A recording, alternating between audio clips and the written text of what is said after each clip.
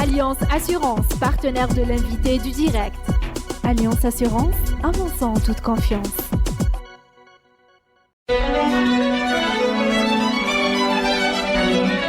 Pour bien s'entendre, il faut bien s'écouter. Rendez-vous sur M, la petite radio du Grand Maghreb.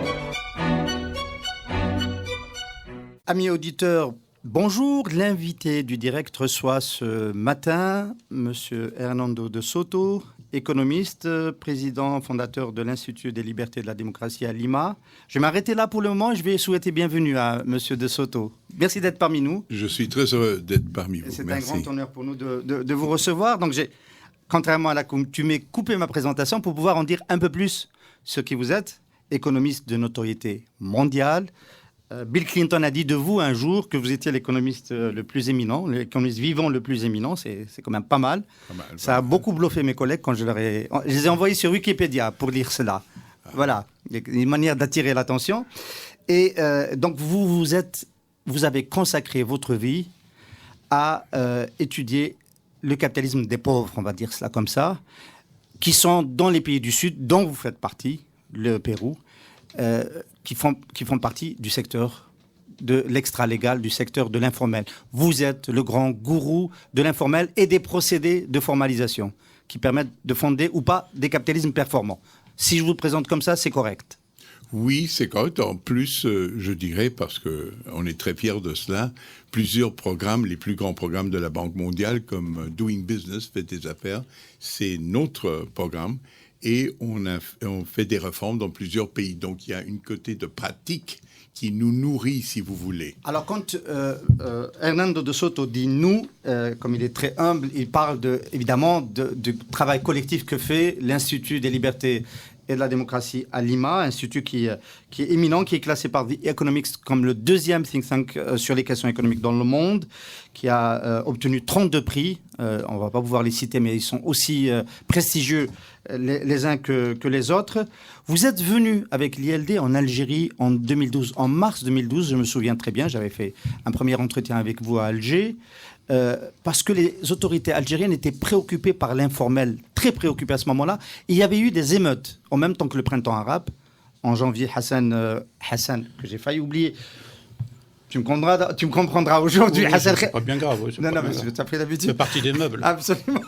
Hassan Haddouche, qui nous accompagne dans cet entretien. Hassan, tu te souviens des émeutes de janvier 2011 où le gouvernement algérien avait attribué à l'informel la pression sur le gouvernement et s'était penché sur cette question-là. Est-ce qu'il y a eu des suite à votre visite et à votre participation à cette conférence qui était supposée réfléchir sur comment formaliser le secteur informel en Algérie? Pas en Algérie, sauf une relation avec l'organisation CARE, où j'ai une amitié qui me lie avec Slim Othmani. Oui, je dois dire que vous êtes de retour à Alger à l'initiative du Cercle d'action et de réflexion pour l'entreprise que préside M. Slim Othmani, donc CARE. Donc ce soir, vous donnez une intervention au dîner annuel de CARE. C'est cela. Les conséquences ont eu lieu d'ailleurs dans les pays voisins. On a commencé à faire des études en Tunisie, en Libye, et en Égypte, mais pas en Algérie, non. D'accord. Donc, il n'y a pas eu de commande du gouvernement algérien pour essayer de vous faire travailler? Non. Il n'y a pas de commande. Il y a eu des pourparlers, des négociations, mais ça n'a pas abouti. Alors, est-ce que justement cette absence de suite, cette absence d'écho en Algérie des thèses que vous défendez, elle ne vient pas du fait qu'elles sont relativement paradoxales, disons, par rapport à la politique économique qui est menée par l'Algérie au cours des dernières années. Au cours des dernières années, les thèmes les plus souvent qu'on retrouve les plus souvent dans la presse nationale, disons, c'est éradication de l'habitat précaire, destruction des constructions illicites, élimination des parkings sauvages, élimination des marchés informels de proximité, etc. Ce sont des actions concrètes, d'ailleurs, qui ont été mises en œuvre avec un certain succès. Bon, probablement parce qu'on a des moyens financiers importants, parce qu'on a une économie un petit peu spéciale, un petit peu à part, enfin pas un petit peu, beaucoup à part, une économie essentiellement entière. Mais est-ce que l'absence relative d'écho de vos travaux, elle ne vient pas de là, du fait que vos thèses sont un petit peu à contre-courant de l'action menée aujourd'hui par les pouvoirs publics algériens? C'est une analyse que je ne peux pas faire. Je ne sais pas que je vais éviter votre question. C'est probable.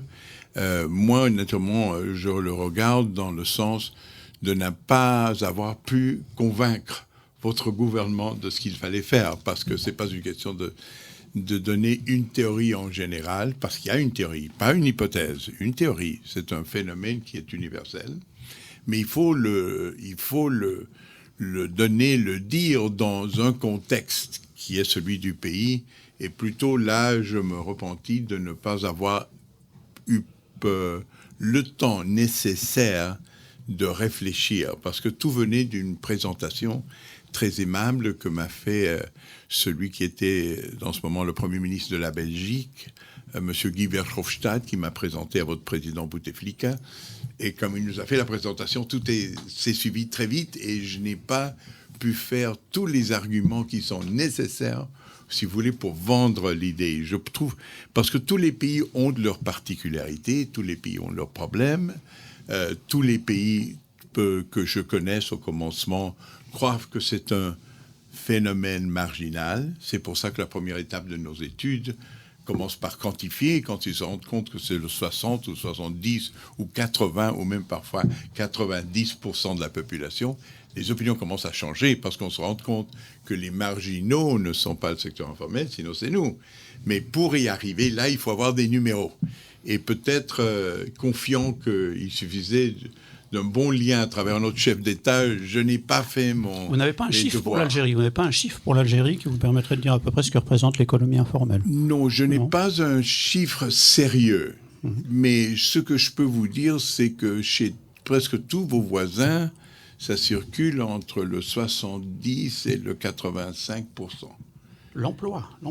Non. Le patrimoine ? Il y a différentes façons de calculer. Une façon, c'est par exemple, si vous avez une entreprise, alors en apparence, vous êtes formel. Mais si on vous dit votre entreprise est unipersonnelle et vous n'avez pas le droit de voir des associés, ça veut dire que vous n'avez pas le droit de prendre du capital.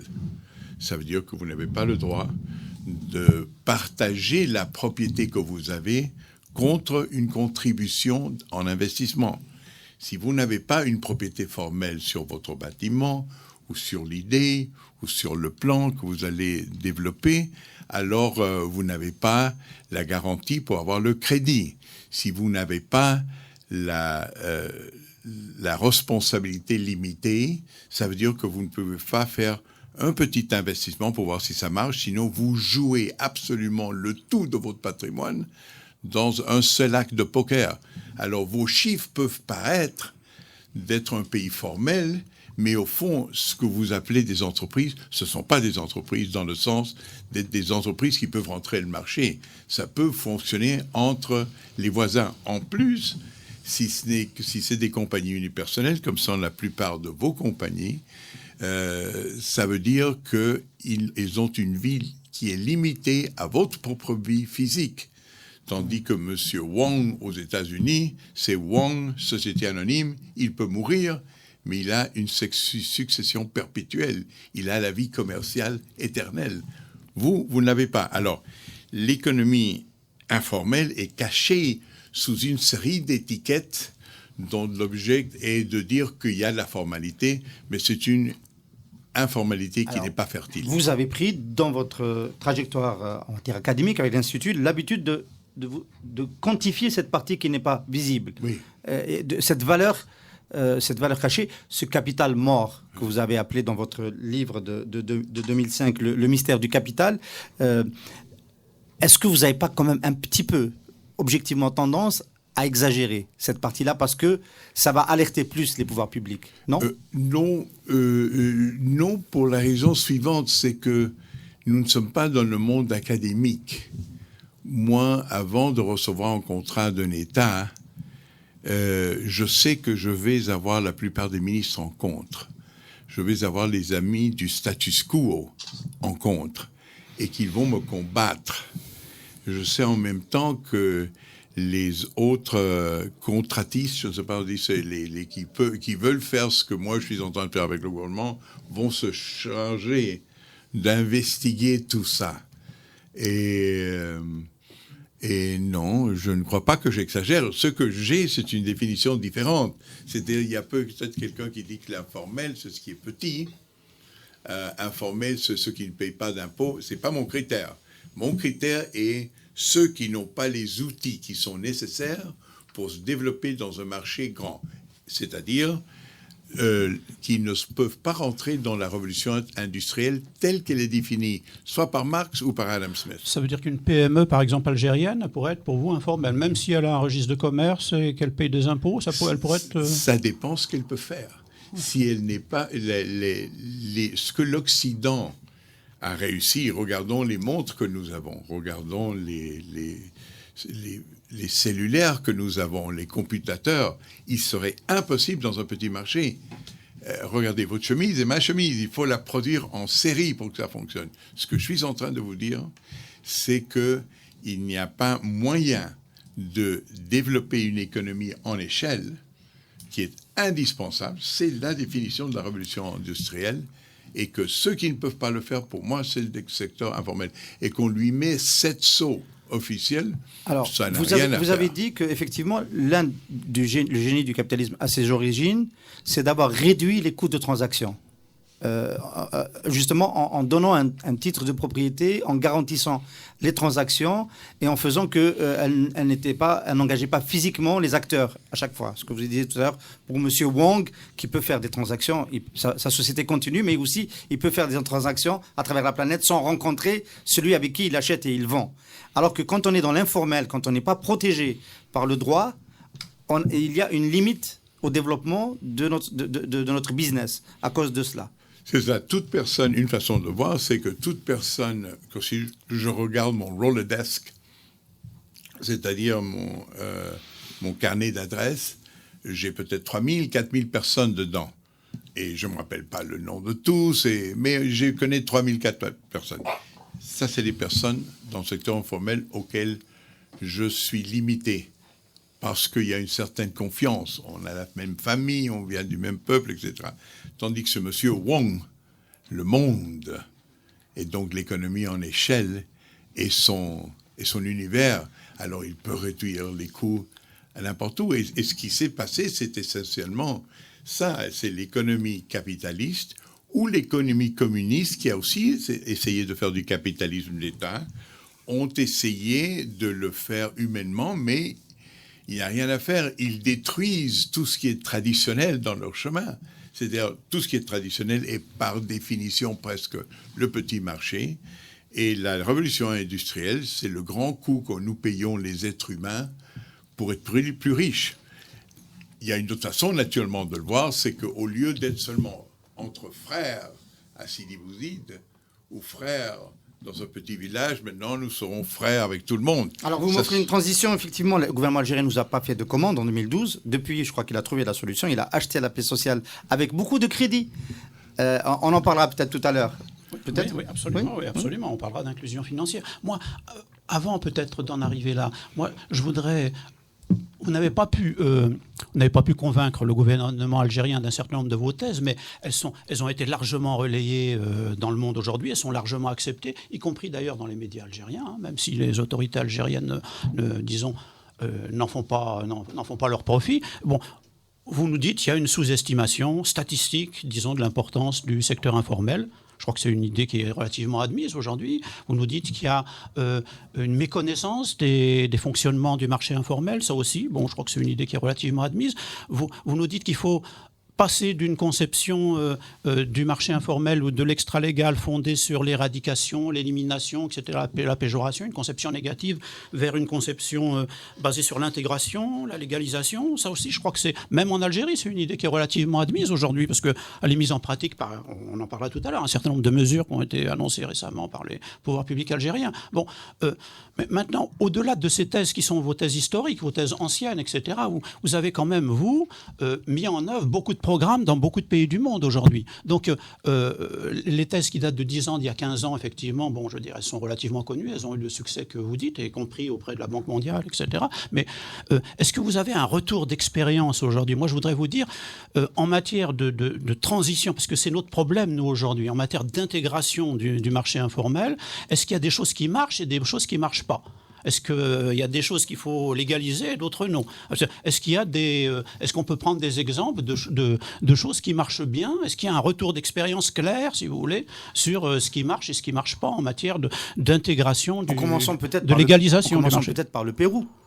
Oui, premièrement, en ce qui concerne, on a parlé du gouvernement de ce pays, que je respecte, et d'une expérience où je crois que j'ai mal vendu, si vous voulez. Mais je vais vous dire que je viens de me rappeler que dans ce cours de ce voyage-ci, c'est-à-dire il y a une journée et demie, je me suis réuni avec votre ministre du Commerce et c'était une expérience tout à fait différente. J'ai trouvé qu'il est pas seulement ouvert, il a un tas de conclusions auxquelles il était arrivé, que j'espère qu'il a du succès avec ça. Vraiment, c'est un homme moderne, tout à fait différent de mon expérience précédente. En ce qui concerne l'informel, moi, je crois que l'informel est une très mauvaise idée. C'est une manifestation d'une capacité entrepreneur, mais qui doit être formelle nécessairement pour tromper. Parce que l'informel, c'est en base des accords entre des petits commerçants industriels, etc., qui travaillent à petite échelle. Donc l'informel, en soi, n'est pas une solution. Vous pouvez être une très petite organisation, mais vous devez avoir les instruments pour travailler dans le marché plus grand. Si, par exemple, le programme que nous sommes en train de suivre maintenant à la radio, c'est écouté par vos mamans, ma sœur, et le concierge de mon hôtel, c'est informel, c'est bien, mais c'est pas un grand succès. Vous devez avoir une grande extension de votre marché. Ça, c'est la première chose. En ce qui concerne la formalisation, oui, ça avance. Le problème, c'est que ça n'avance pas tout ce qui est nécessaire pour la raison suivante. Nous, du tiers-monde, et du monde ex-communiste, si vous voulez, ex-soviétique, qui sommes le 90% de la population mondiale. Quand on parle entre nous, on dit marché informel, on sait très bien ce qu'on est en train de dire. C'est peut-être très différent dans le Maghreb que c'est en Amérique latine, mais on se comprend. C'est le secteur qui n'obéit pas, mais qui en même temps, c'est la source de la vie pour la majorité de personnes. C'est pas clair pour l'Occident. Et ils ne se rendent pas compte que la victoire qu'ils ont eue au moment de la guerre froide sur le communisme est une victoire définitivement économique, c'était largement supérieur, était nécessairement une victoire militaire. Ils peuvent aller où ils veulent dans le monde, mais idéologiquement, ils n'ont pas vaincu.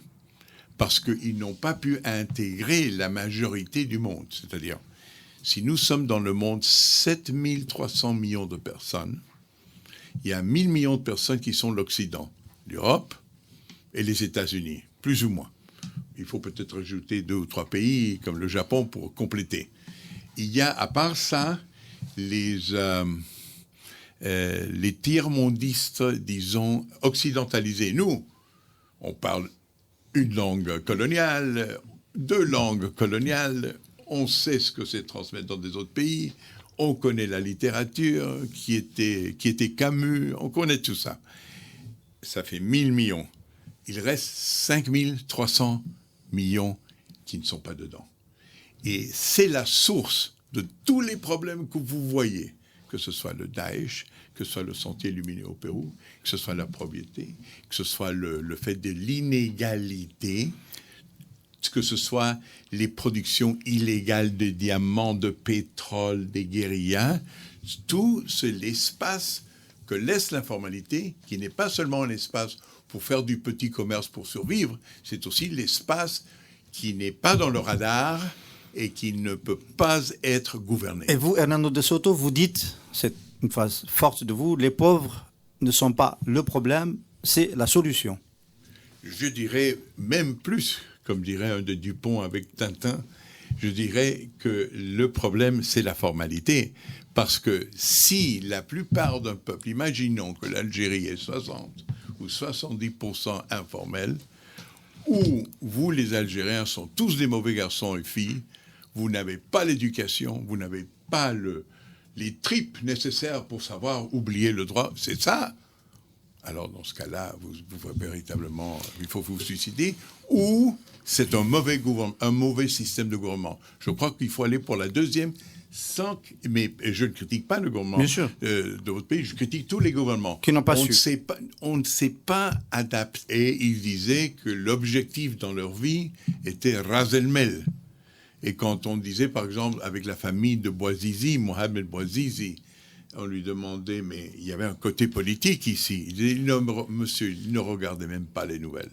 Jamais on a écouté, dans tous les 64 cas filmés, une exclamation politique ou religieuse. Tout avait à faire avec le fait qu'on ne le laissait pas sortir de leur pauvreté et qu'on les expropriait. Si vous avez été... Oui, pardon, M. De Soto.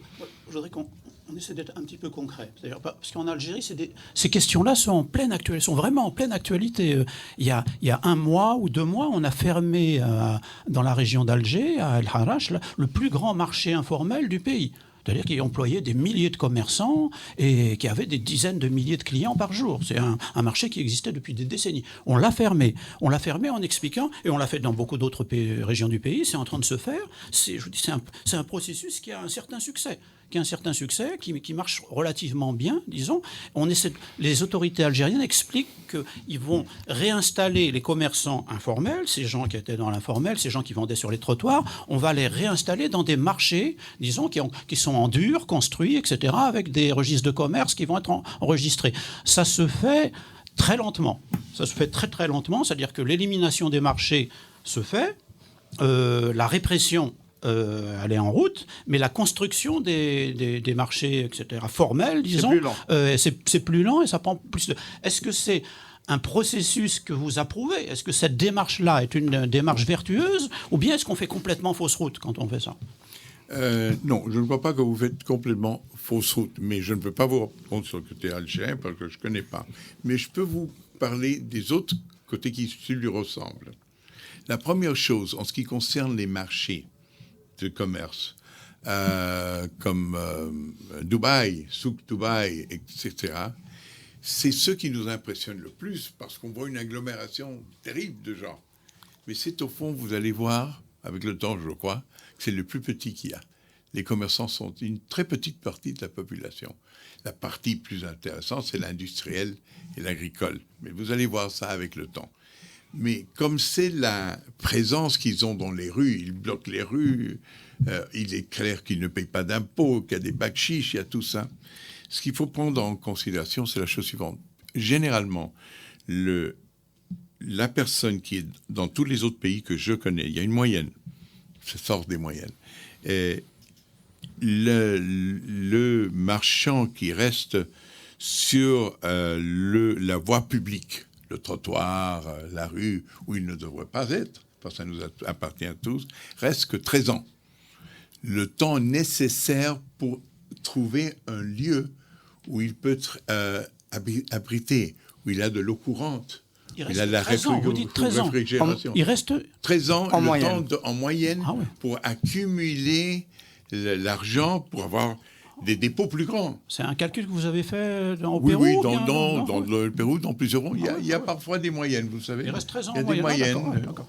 En général, en Amérique latine, on se marie quand on a 21 ans. Et puis, Donc, en ça Asie, va. c'est 22 ans. Il y a des Ça va choses. intéresser Nous, on avait les même une moyenne Algériens, en ouais. Algérie qui dit combien un terroriste qui va au maquis, quelle est son espérance de vie pendant le maquis. Voilà, c'est ça.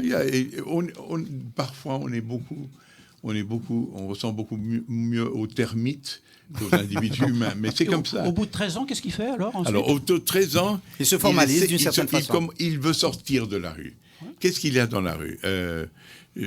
Si c'est similaire au pays que j'ai été, vous devez avoir dans le souk Dubaï peut-être approximativement, je ne sais pas, 10 10 000 hectolitres d'urine qui passent dans les rues. Ça n'aide pas les végétaux, c'est pas hygiénique. Vous n'avez pas de chambre frigorifique. La possibilité, vous avez votre propre police, mais il y a du vol de toute façon. Ce n'est pas un lieu idéal pour vendre. Alors, ils veulent sortir. Pour sortir, il faut qu'ils puissent épargner en argent. C'est très difficile pour eux d'épargner en argent. Il faut qu'ils puissent s'organiser pour faire des grands marchés. Dans tous les autres pays, il faut que le secteur privé s'en rende compte et se rende compte qu'il y a une demande et commence à construire des marchés et des malls pour eux et faire la concurrence entre eux-mêmes parce que pour vendre bien, c'est une question de location. Oui. Et que l'État, c'est pas toujours où il faut se mettre pour vendre. Si vous leur donnez un bloc de ciment où personne ne va, ils vont leur en donner. Alors, l'idée, c'est de se rendre compte que, et c'est très important, que les informels ne veulent pas être informels.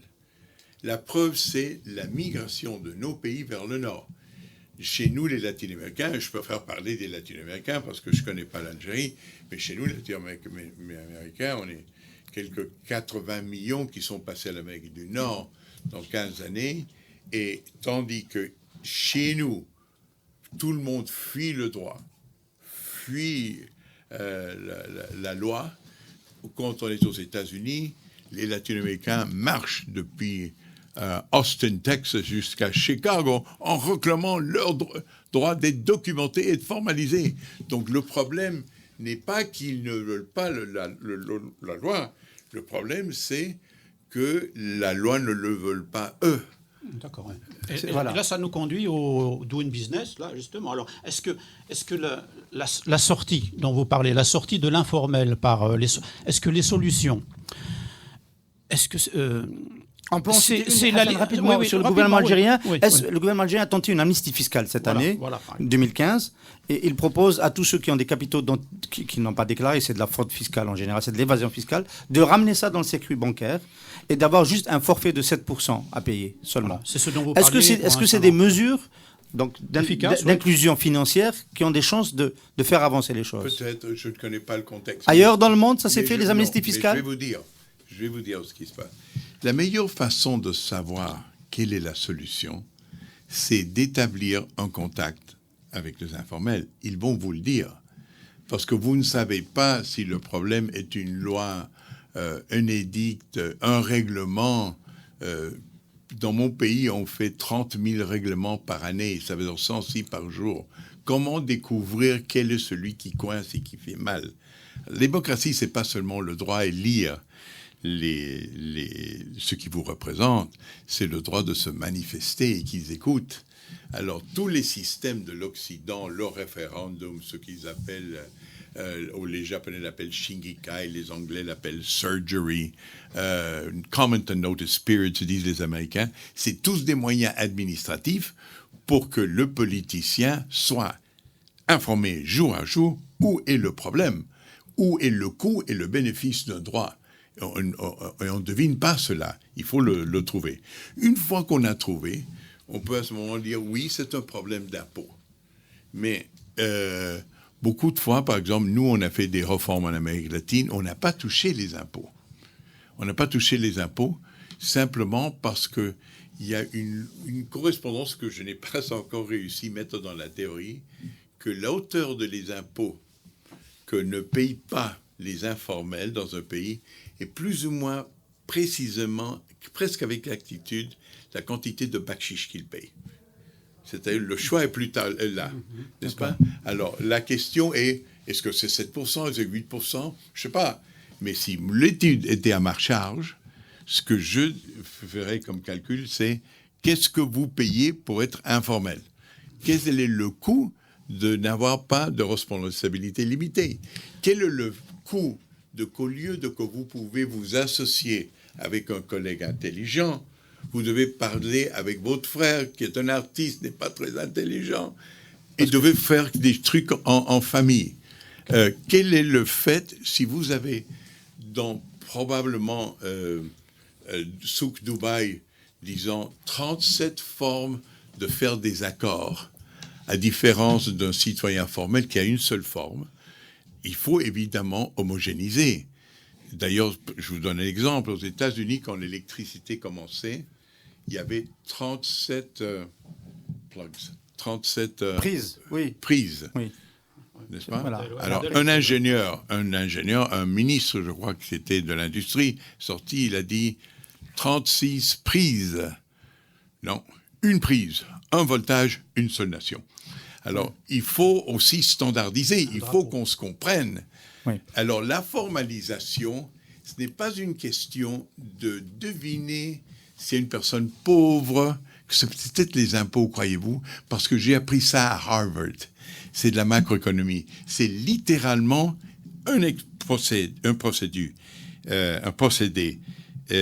politique où vous ne savez pas d'avance jusqu'à ce que vous avez étudié vos propres Monsieur personnes. De Soto, moi je voudrais quand même vous parler de retour d'expérience toujours, à cause de l'expérience que vous avez accumulée au cours des dernières décennies en particulier. Est-ce que, je pose une question concrète, est-ce que la légalisation des constructions illicites, c'est une bonne démarche? Bon, je crois que dans un de vos articles, vous citez le travail que vous avez fait en Union soviétique, en Russie, avec M. Poutine d'ailleurs, et vous parliez de la légalisation de la construction de 400 000 dachas. Donc il faut légaliser les constructions illicites, parce que chez nous, on les détruit en Algérie en ce moment. Oui.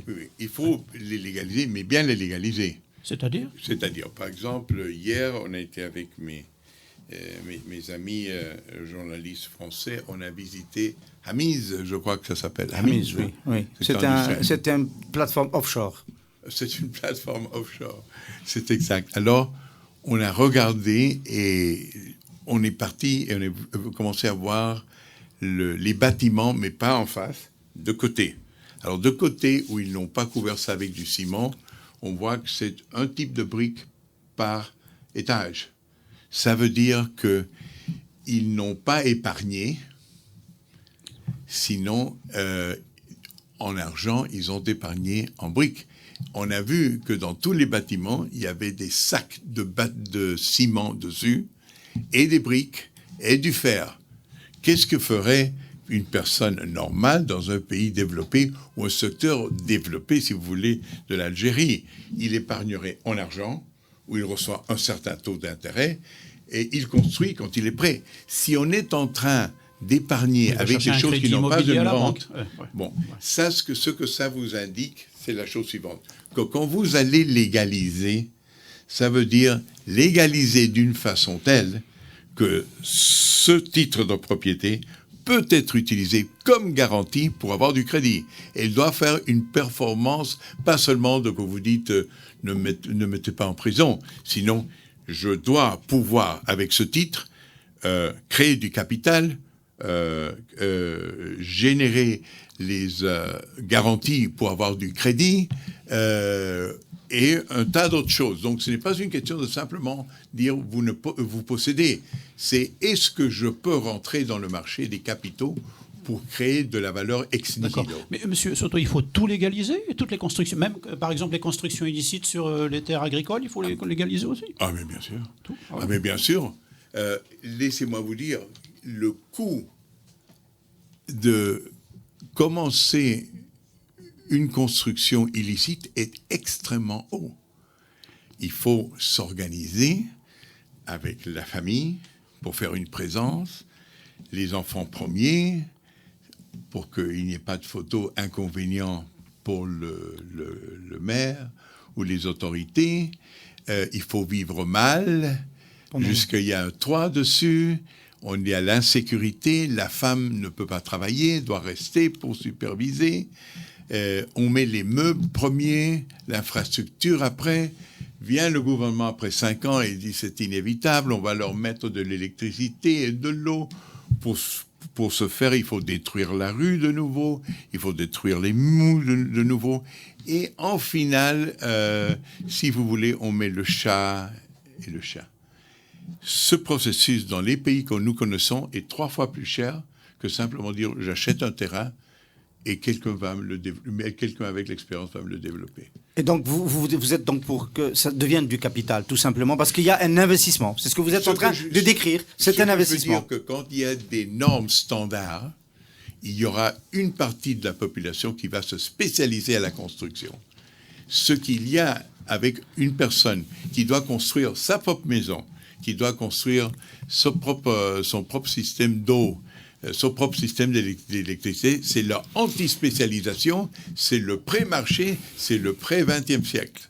Monsieur De Soto, on approche de la fin de cet entretien. On va vous poser quelques questions un peu plus stratégiques. Si nos populations du Sud, de nos pays du tiers-monde, cherchent la sécurité du droit dans les pays du Nord, pourquoi les pays du Sud, pourquoi les gouvernances des pays du Sud ont-elles échoué à leur offrir cet état de droit? Est-ce que vous considérez que c'est possible de donner du droit, notamment par exemple le droit à la propriété qui permet de rentrer dans le marché? Est-ce qu'il faut être un État démocratique pour le faire, ou est-ce que c'est possible aussi sous des régimes autoritaires? Je note que votre institut s'appelle ILD, oui. Institut des libertés et de la démocratie. Est-ce que la démocratie politique est une condition préalable à la formalisation? La démocratie, entendue comme être en contact avec son peuple, recevoir l'information avec son peuple, est indispensable. Ça arrange beaucoup le Parti communiste chinois, ce que vous dites. Mais les Chinois, je regrette, sont beaucoup mieux à travers le Parti communiste, et je suis presque libéral, et ils sont plus informés de ce qui se passe avec leur peuple que nous, les Latino-Américains, avec nos élections libres.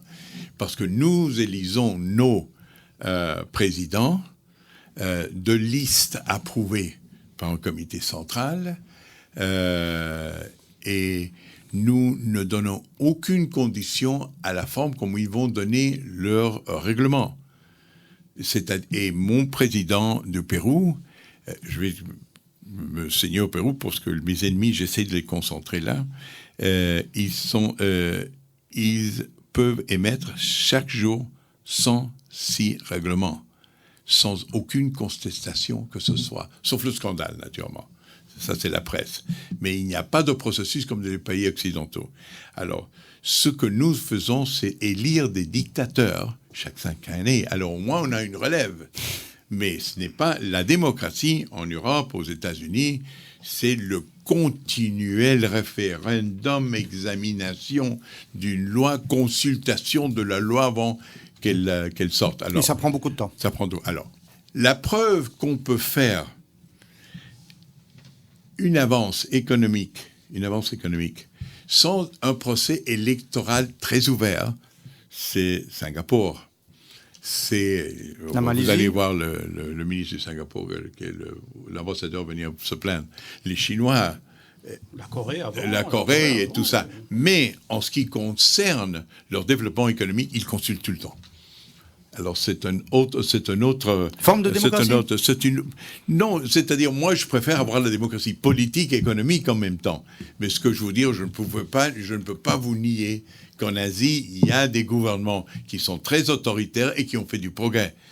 Mais ils l'ont fait parce qu'ils sont responsables au peuple, économiquement au moins. L'idéal serait d'être aussi politique, parce que je ne suis pas seulement un être économique, je suis un être politique. Mais puisque nous parlions d'économie, c'est pour ça que j'ai insisté sur cela. En Algérie, on est mal informé sur l'Amérique latine. Est-ce que vous diriez la même chose pour l'Amérique latine? Est-ce que vous diriez que le décollage économique de l'Amérique latine, il a été rendu possible par des régimes démocratiques, ou est-ce qu'il s'est fait avant?